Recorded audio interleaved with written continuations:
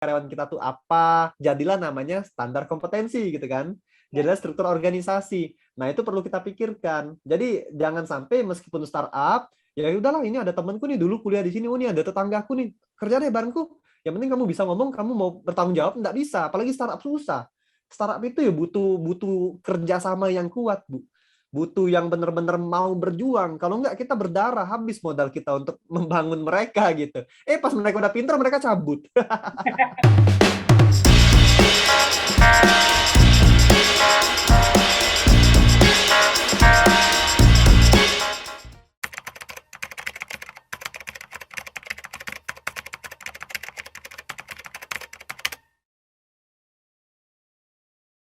Sangat bisa, Pak. Sangat bisa, sangat bisa.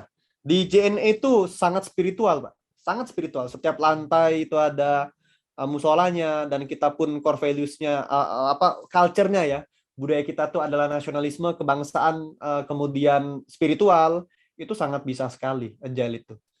Sangat bisa. Justru saya ingin bertanya, kendalanya di mana gitu. Nah, kendalanya Ya, di mana nih yang Ibu dirasakan? Amalia, boleh ini Bu, open mic Bu?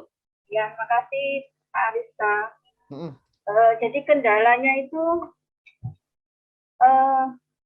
setiap disuruh menjalankan SOP kan tadi saya dengar harus ada SOP-nya, gitu dan sebagainya. Rule of the game-nya juga harus jelas. Itu mereka nggak mau melakukan. Terus, Contohnya. contoh, misal sekarang kita kan lagi perkenalan produk. Mm-mm. Perkenalan produk tentunya kan bagian marketing yang mempunyai fungsi utama. Mm-mm.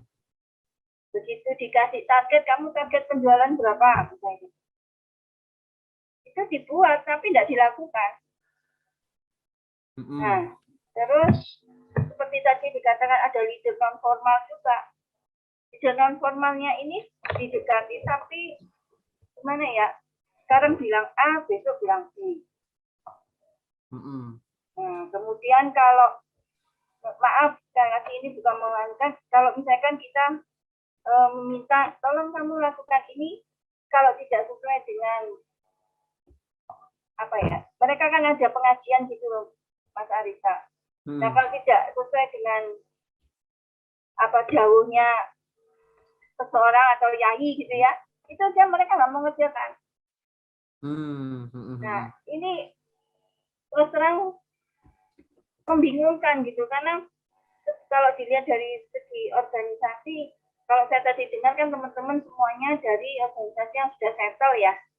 Ini kami dari startup, dan kami menyadari bahwa itu agility itu harus ada gitu, dan itu sudah jadi core awal sudah kami set, kami sosialisasikan bahwa kita harus agility-nya harus pikir inggih tapi buatan kepanggih gitu. Jadi penjualan itu tidak meningkat, malah ya mohon maaf akhirnya tidak ada, penjualannya sangat-sangat minim sekali gitu Mas Arista. Jadi bingung kita tuh, jadi manajemen ini juga bingung mau tadi yang disyaratkan misalnya kalau nggak bisa kerja ya kita mutasi, itu sudah kita coba, tapi tetap saja. Terus kalau yang mindsetnya nggak bisa mindset agility-nya tadi, mindset agile-nya itu kurang, kita gabungkan sama yang nggak bisa, nggak jalan gitu. Ya. Industrinya di bidang apa, Bu? Industrinya? Di manufaktur. Ya. Manufaktur. Oke. Nah, kemudian kalau hubungannya sama spiritual tadi ya, kalau ada pendapat statement dari misalkan guru kami mursyid gitu ya. Kenapa? Ada dari statement guru guru. Apa yai lah istilahnya guru. Nah itu nggak sesuai. Mereka nggak mau ngerjain. Padahal yang ngomong ya direkturnya sendiri, pimpinannya sendiri. Ya. Nah, ini yang menarik sebenarnya. Dulu gimana proses rekrutmennya? Itu kan di awal kita sudah bisa melihat sebetulnya potensi. Ya, kalau secara organisasi Mas, dari sudut kacamata saya ya, kebetulan saya kan diminta untuk membantu di sana untuk pengembangan. Saya melihatnya memang kan tidak melalui rekrutmen yang normal. Nah itu.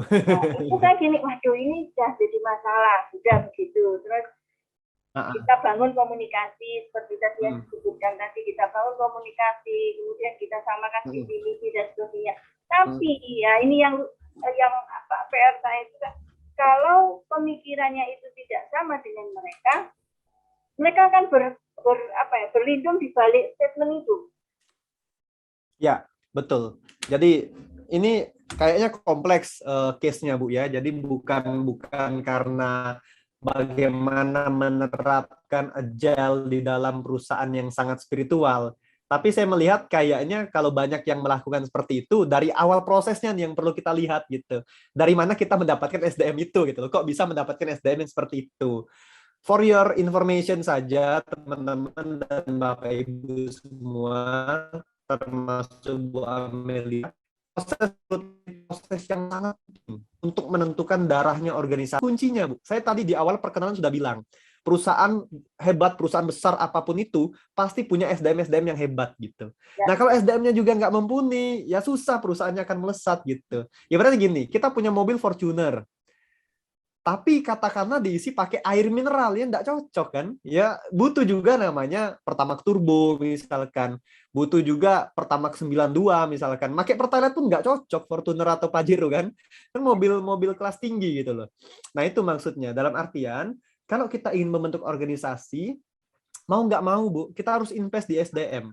Nggak apa-apa bayar mahal dikit, tapi dapat SDM yang layak gitu. Kadang-kadang kan kita ini bukan mengatakan perusahaan ibu ya, maksudnya banyak perusahaan yang baru-baru itu akhirnya ya udah aku ajak deh keluargaku, ajak deh tetanggaku, tapi kompetensinya nggak tahu kita. Yang penting bisa ngomong, bisa jualan jadi sales. Yang penting bisa ngomong, bisa jualan jadi marketing. Oh ini tetanggaku ini, oh ini keluargaku gitu loh. Oh ini temenku dulu. Nah, big companies nggak bisa seperti itu. Bahkan kita punya aturan, Bu, nggak boleh meng-hire keluarga gitu. Karena apa? Bakal tahu. Keluarga itu kalau dikasih tahu kadang-kadang ngeyel. Ya, Ngeyel. Jadi yang perlu dibentuk adalah A to Z human capital-nya. Mulai dari rekrutmen, onboarding, development, kompetensinya kita bangun, struktur organisasi yang jelas, hingga retention-nya tuh kita atur sedemikian rupa. Jadi saya juga punya bangun PT dulu, Bu. Dan memang ketika bangun PT dulu, Bu, kalau kita awal-awal tuh kan ya udah deh, siapa nih yang mau kerjasama gitu bareng-bareng. Nah, tapi ternyata kalau ingin melesat nggak bisa begitu. Kita memang perlu hire orang yang kompeten. Gitu. Apalagi startup kompeten. Nggak heran kalau startup company itu biasanya meng-hijack orang-orang dari perusahaan besar, Bu.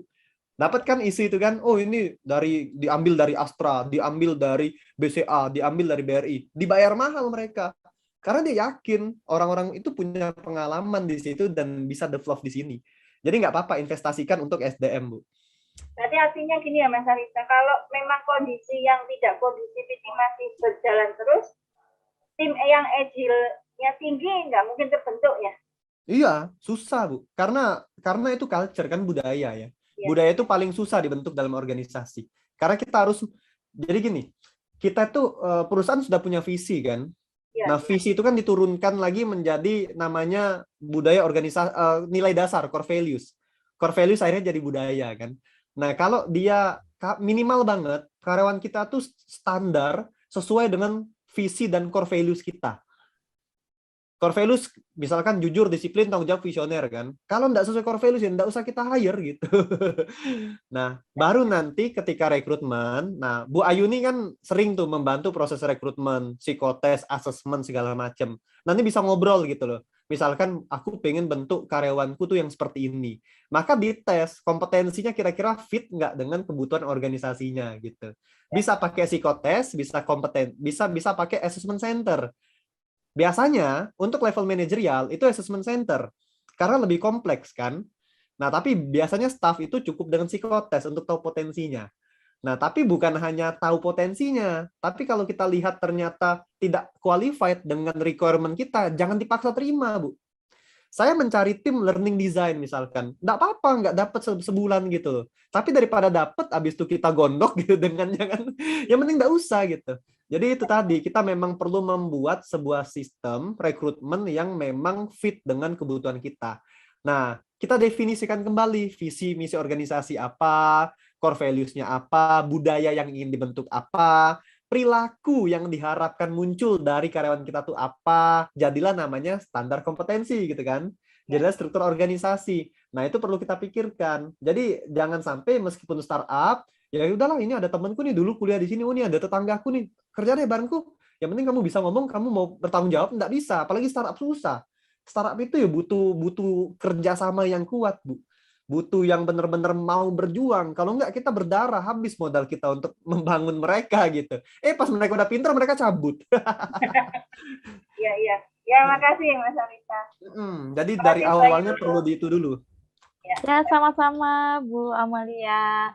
Oke.